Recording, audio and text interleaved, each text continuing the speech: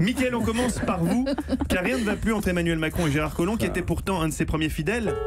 Dans le dernier épisode, Gérard avait dit à Emmanuel qu'il voulait arrêter. Emmanuel lui avait dit « Non Gérard, tu n'arrêtes pas ». Et là, dans le dernier épisode, Gérard a dit « Ben si ». Bref, la situation est extrêmement tendue et vire au mano à mano. Quoi qu'il y ait eu de bon dans notre relation, tu l'as malheureusement détruit. En tout cas, sachez que je n'apprécie guère la façon dont vous êtes entré tel un cow-boy sous stéroïdes.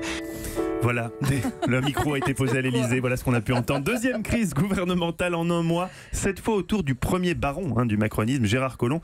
Mickaël, comment cette crise entre Collomb et Macron est-elle née? Eh bien, on continue par le précédemment. C'était au début du printemps. Gérard Collomb fait savoir donc au président Macron qu'il veut partir parce qu'il veut être candidat à Lyon. Et donc le président refuse en disant on va attendre le bon moment. Entre-temps explose l'affaire Benalla. Et voilà donc le ministre de l'Intérieur devant la commission, devant les parlementaires, et dit je ne connaissais pas Alexandre Benalla. Cette position lui sera très fortement reprochée, notamment lors d'un dîner le 10 septembre par Brigitte Macron, qui vraiment très vertement lui reproche donc cette prise de position. Emmanuel Macron lui demande de rester jusqu'à mi-octobre, parce qu'il fera à ce moment-là un remaniement pour qu'il puisse sortir, mais très blessé. Gérard Collomb décide de rompre les amarres en premier, et c'est comme ça qu'effectivement la crise s'est propagée entre les deux hommes. On assiste à une crise d'autant plus grave que le président Emmanuel Macron a fait de l'autorité restaurée une posture dite jupitérienne, les deux piliers de son action présidentielle. Oui, alors un mois après la démission en direct de Hulot, voici la démission par voie de presse du ministre de l'Intérieur, et le fait est incontournable. Emmanuel Macron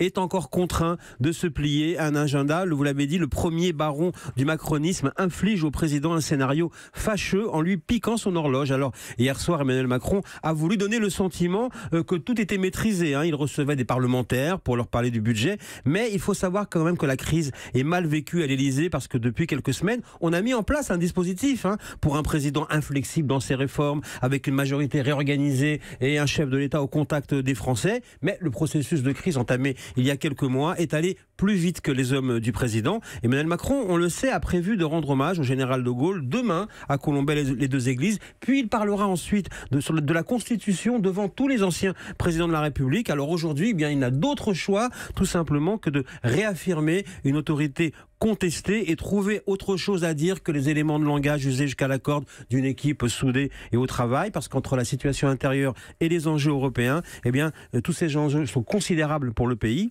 À l'Elysée, on doit tourner la page de Gérard Collomb et reconstruire une équipe capable de briser la solitude du président Macron. Et Axel de Tarlé, je vous sens... oui, et trouver un nouveau ministre de l'Intérieur. Oui, aussi. Déjà, c'est la première chose. Accessoirement. Et voilà. Ça, on a des idées, on a des pistes, Mickaël? Il y a beaucoup de pistes. Beaucoup trop de pistes pour dire, pour l'instant, pour se prononcer. J'ai vu la photo de Gérald Darmanin. Vous savez, oui, on a vu les photos de tout le monde et de tous les prétendants qui... Même vous, Axel, vous seriez sur les rangs. Alors, c'est dire si on dit n'importe quoi. Mais le principe d'un remaniement, on est toujours surpris.